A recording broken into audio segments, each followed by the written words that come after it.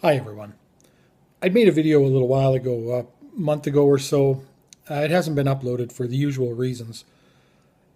And I was talking in that video a little bit about the death of language, the death of communication as it relates to these Antifa demonstrations and out riots at times.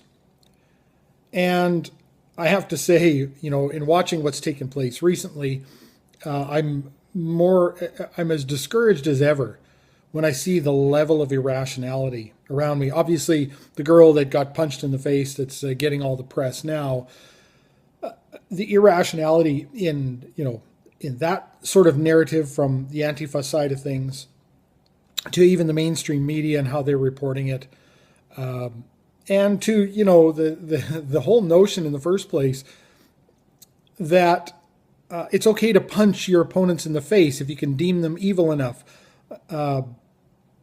And not recognizing that same rationale can easily be used to come back at you. I did make a video that was uploaded some time ago when we were talking about the punching a Nazi in the face business, and I was saying that the reason that we have laws in place, the reason why we don't allow vigilante justice is not necessarily to protect Richard Spencer, it's to protect you. Yeah, I mean, obviously it's there to protect Richard Spencer as well, but it's there to protect all of us, and that includes you from someone else just deciding that your ideology is toxic and evil and taking it upon themselves to harm you. And that's not even what happened in this case, of course. It's not like somebody... Again, the irrationality is what boggles my mind. I was watching somebody, I can't remember now, a YouTuber who was talking about some comments that he had received about the fact that Antifa goes out there and protests in the first place. And the reasoning that he gave was that we have to go out and protest and be, vigilant, et cetera, exactly because of these kind of incidents. Because, fascist Nazis like to punch girls in the face. Obviously, it doesn't need to be said that there's only one reason that happened in the first place. It's because she was out there aggressing herself. She was the initial aggressor, as far as I see it anyway. And even if she wasn't, this is fog of war stuff, right? This is what happens. This is why you don't allow ideological disagreements to turn into ideological hot wars, because it's inevitable that people are going to get harmed. And probably innocent people are going to get harmed. And the first casualty will be truth. It's just far too easy to label your opponent some horrible name that allows you to demonize, discredit, and dismiss them, so that then they are a worthy recipient of your evil, your hatred, your violence. Human beings are very good at this. We've done this for a long time. And it really saddens me that in current year, that this is the tactic that's still employed. This is monkey behavior. This is primate behavior. Throwing rocks and throwing objects and resorting to violence.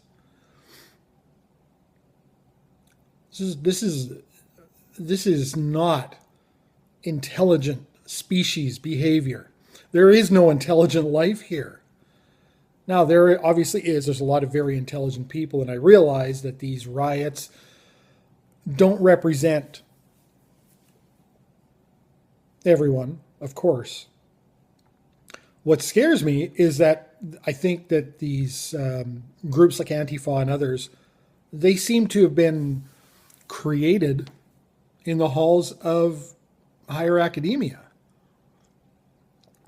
That these people are often spurred on by some pretty radical professors and that sort of thing with radical ideologies. So that means it's kind of mainstream, it's kind of all over the place. That's a little frightening.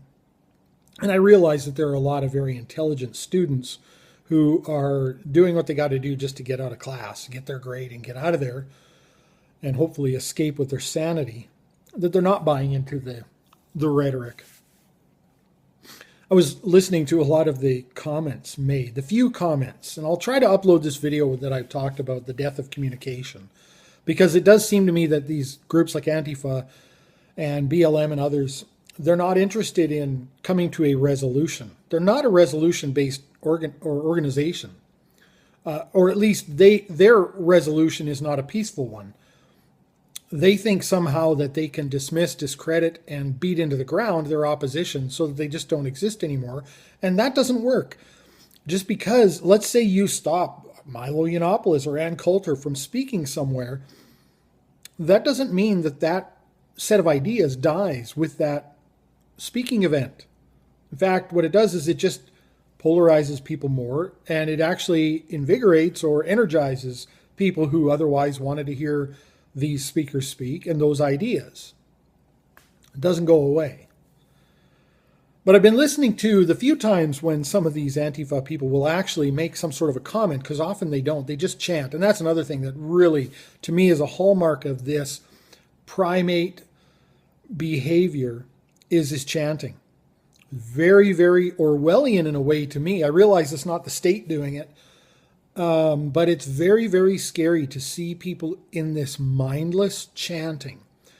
I've watched a lot of people who they'll have a sign that says something, or a t-shirt even, or a hat, and they'll be asked about it, and they'll actually say, well, somebody just gave me this. And they're out there chanting. Boy, I tell you, if I'm out promoting something, or if I'm out making a statement about something, I know what the fuck I'm talking about. I do not just get out there because I think Donald Trump bathes in Cheeto dust and he's a bad man, and then someone gives me a sign that says something and I don't even know what it is, and I'm raising it above my head and chanting, irrational slogans like whose streets are streets. Okay, they're streets too, so what? You haven't made any kind of an argument, of course, that you have ownership of the streets and your opponents do not. Or the great one is people out there chanting things about fascism, about racism, about sexism and homophobia, et cetera, and then saying there's no such thing as truth. Well, A, is that true? It's easy, obviously, rebuttal to that statement. There's no such thing as truth. We're post-truth.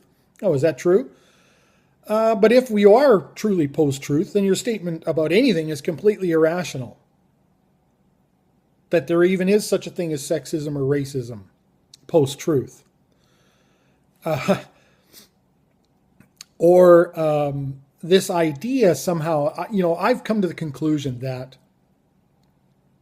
democracy is immoral.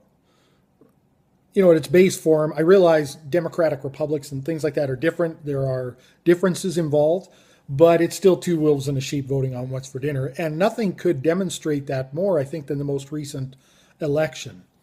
Because for not the first time, but for one of the most demonstrative times, we have a voter base. Well, they may not all be voters, actually, but we have a demographic that is not willing to accept the outcome of a democratic election. And that includes a lot of the people who voted, right? Which is also irrational. If you play the game and you are tacitly accepting, you're implicitly accepting the rules of the game. And you have to then accept the outcome. It's one thing if you are a conscientious objector and you say, I don't think, for instance, that democracy is moral, and I'm going to abstain from voting because I can't give it my support. Well, maybe you've got a case, but a lot of these people didn't vote out of laziness, or they did vote and they voted for the opposite candidate, and they're not going to accept the results of the election. Of course, they would have been happy to impose the results of the election on their opposition had they won. They would be telling them to suck it up. What a baby. That's democracy. You don't always get your way, et cetera, et cetera. But it is interesting to see the polarization that happens when, the two wolves in this case, I guess, win. However and it doesn't matter. It doesn't matter how the election is determined, electoral college or popular vote. Ultimately, the players play the game by the rules of the game. And I think it was probably the Democrats who made the mistake of not playing the electoral college game. They obviously didn't play it as well. And Kellyanne Conway was asked about that. Well, what if the vote was by popular vote? What if that was how the election was determined? She said we'd have won that too, because we'd have played by the rules of the game. And I actually believe that. I think there's some truth to that. Because one thing you have to say about the Donald Trump campaign is they were pretty strategic about how they played their long game.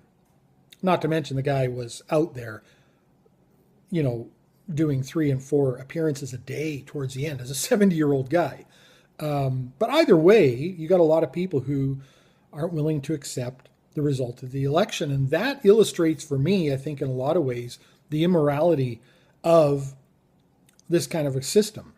But I'm willing to accept, of course, like I said, if people are going to vote and accept, democracy as the way they will be governed, you have to accept the outcome. And again, getting back to a few of the irrational statements, there was a guy at an anti-police protest, I guess, in Portland, Oregon. A bunch of people out there chanting, all cops are fascists, I think was the chant. Again, these mindless chants where I think several things are in operation here. One is it's just repetition. So it's programming. It's a programming technique.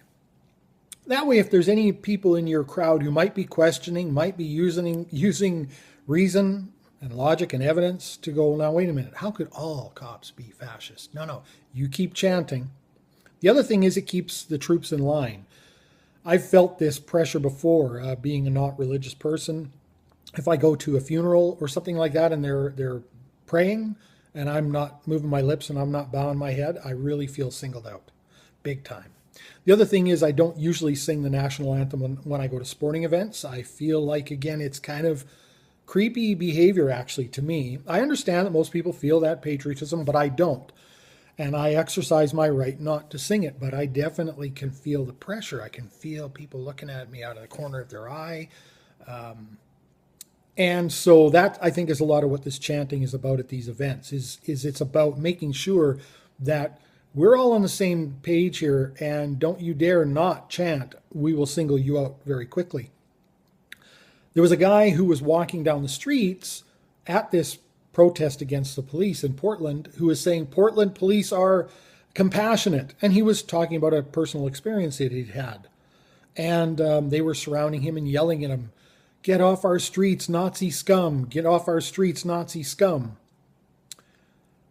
It's very interesting to see that kind of irrationality on display because, of course, this is the Nazi behavior and the Antifa are the ones demonstrating fascist behavior. The fascism is really about control of thoughts and ideas at its core, and that's what they want to do. If you advertise that you're going to have a free speech rally, they will come to attack because they've outlawed free speech, as far as they're concerned. Nazi behavior is identifying a group of people as somehow deficient or evil and not deserving of liberty, and denoting all members of that group as such, not allowing individuality, not allowing people to prove themselves for who they are, lumping them all in together, treating them all the same, and deeming them worthy of all manner of impositions on their freedom, their liberty, deeming them worthy of up to including violence. And there have been some, I can't remember where it was, but there was a paper written at some university, again, somewhere, that was talking about that the correct response to your ideological opponent is hatred. So they just promote hate. And it's just amazing to me, this upside down world that we live in where they, love Trump's hate and we're against hate, no hate. And then the thing to do is to hate. Now I realize that it's not all the same people, but by their fruits you shall know them. And they demonstrate hate. They are out there demonstrating hate against their ideological opponents, whether they know their individual personal approach or not. A lot of people have been the recipient of this kind of hatred who are clearly not hateful people, who are clearly what I would classify as the smartest guys in the room. I've developed over time this sort of group of people in my mind who I would call the smartest guys in the room. And of course, guys is a unisex term in this case, because there's a lot of very smart women who fit into this category.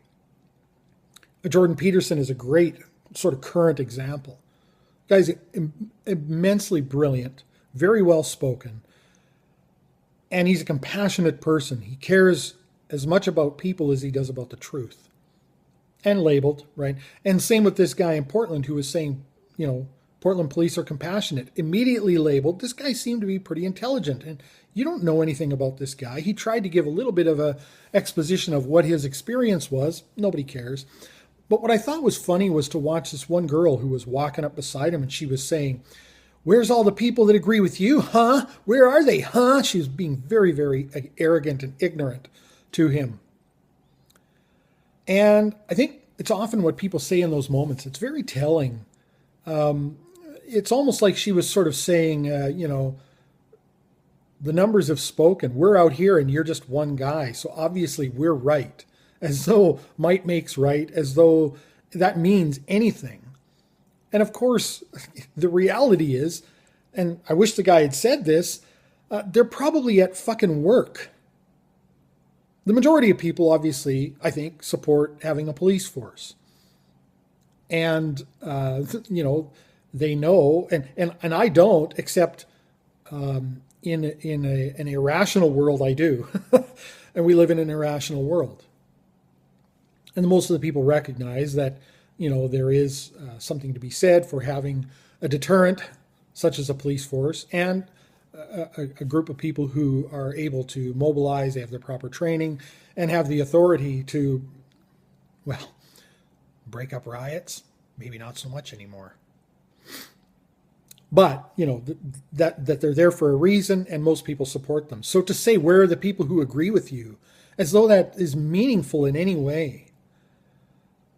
The irrationality is really astounding to me. And when I look overall broad at our world, and I see the level of irrationality when it comes to certain religions, other schools of thought, and just the way people can't even logic.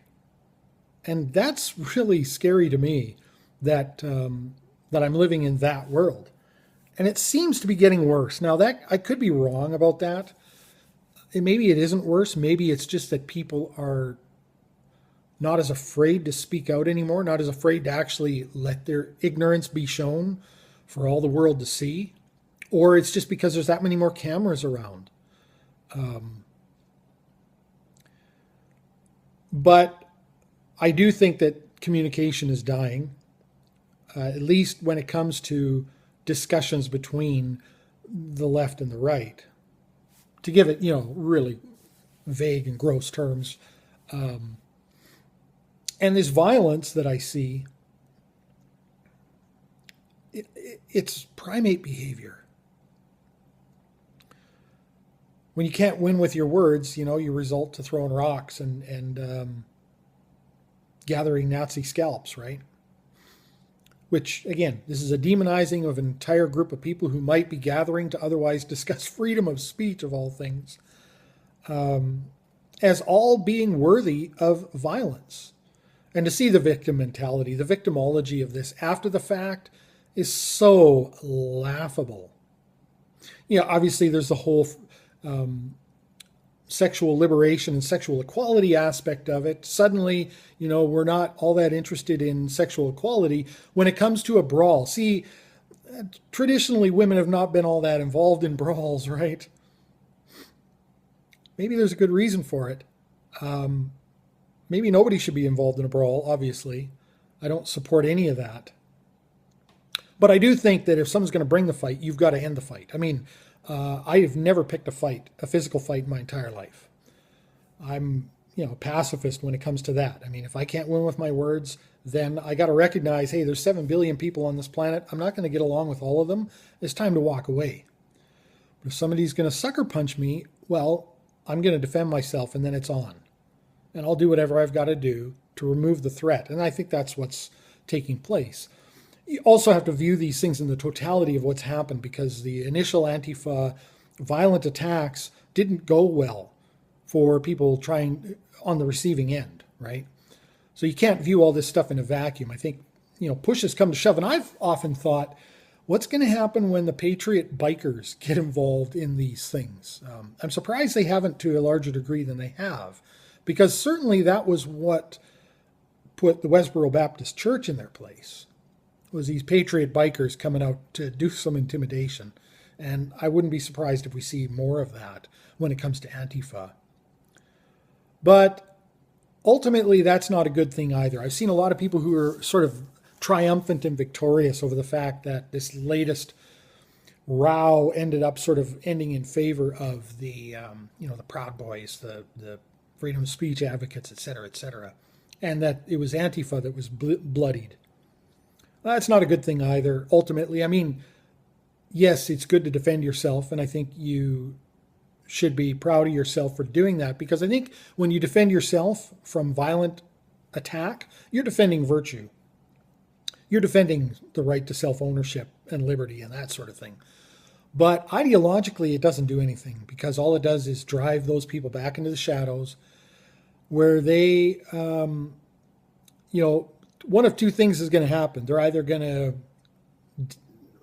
dissipate, they're going to, break off into smaller factions, or just go home, or they're going to train. They're going to say, these Nazis, these fascists, they're tough. We got to get tougher. And still, what dies is communication. Nobody talks. Nobody asks questions. Nobody determines intent. That's the worst part about this. I want to make a video on the primacy of intent.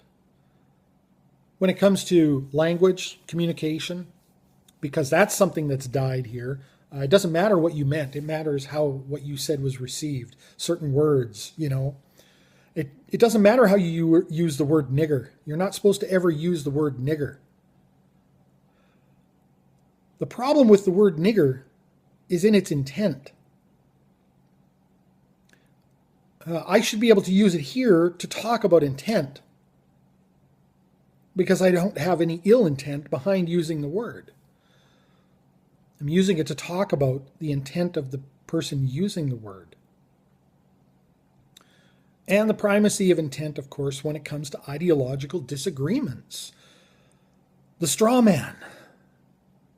The utilization of demonizing and diminishing language to try to discredit your ideological opponent and paint them as having an ideology that they don't even have, so that you can demonize them in the face of others. Some of the most egregious dishonesty that could possibly be.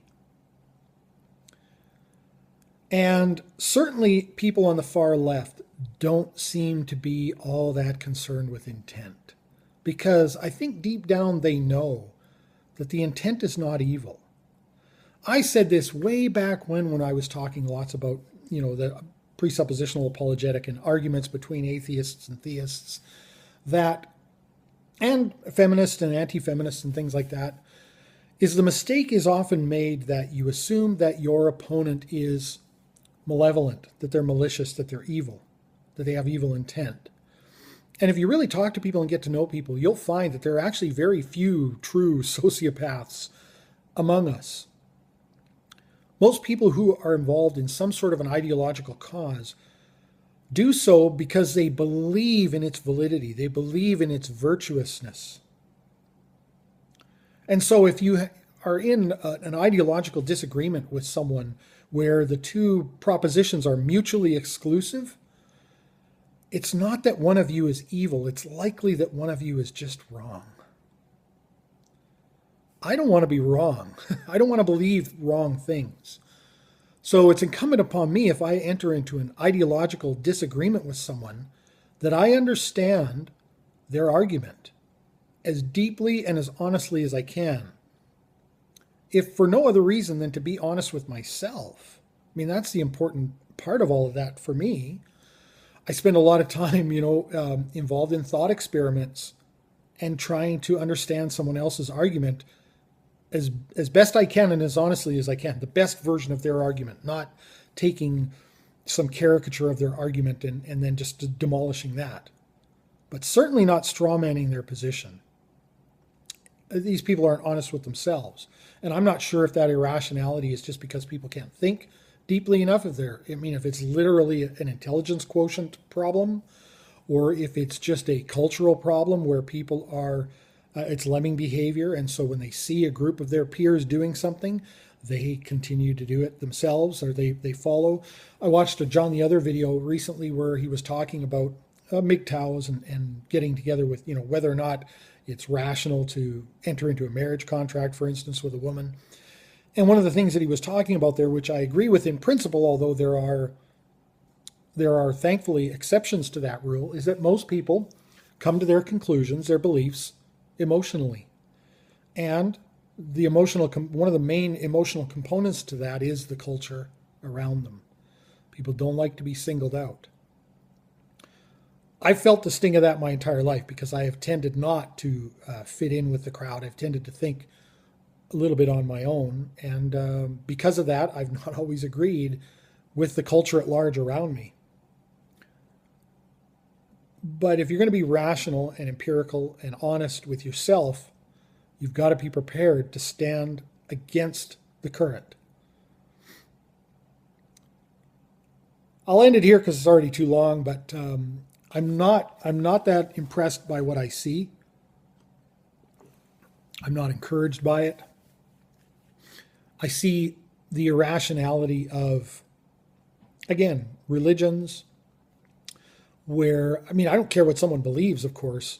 What I care about is when they take a belief system that they can't demonstrate represents an accurate picture of the nature of our existence and says we want to impose laws based on that to which you are going to be subject. And if you don't comply, there's going to be trouble, mister. I got a problem with that kind of irrationality. What someone believes in the privacy of their own home or the privacy of the space between their ears is fine with me. Don't impose it on me, though. If you're going to, you better demonstrate that it represents truth. And the irrationality of a lot of these ideological movements. Truth is dying just as much as language and communication seem to be dying. To the point where we actually literally talk about post-truth. People say there's no such thing as an objective truth. Is that true?